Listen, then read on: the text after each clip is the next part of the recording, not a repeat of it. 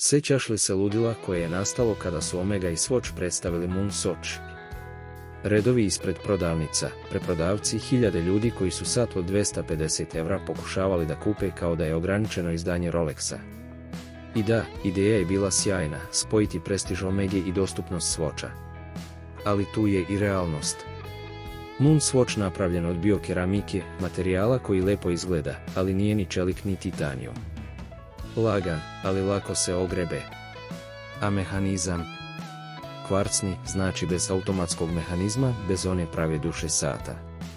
Dizajn je naravno odličan, kopija čuvene Omega Speedmaster siluete. Ali kvalitet i dugotrajnost pa više kao Swatch nego Omega. Hype je prošao, cene su pale, a većina onih koji su ga kupili sada ga drže u fioci. Ja sam također bio oduševljen slikama i videima. Pozadina sata sa planetama na zatvaraču baterije izgleda cool. Razne boje i razne planete lepo su sve povezali, ali uživo jedno veliko razočarenje, izgleda kao igračka, neuverljivo. Razni kupci su se žalili da se brzo ogrebe i ošteti. Moon Swatch je zanimljiv komad, ali ne i najbolja kupovina. Više simbol nego sat. Više za dekoraciju i kolekciju nego za svaki dan.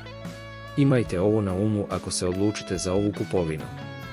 Ima dosta kopija pa pazite od koga kupujete. Zapratite i lajkujte Sat i Stil za još zanimljivih videa.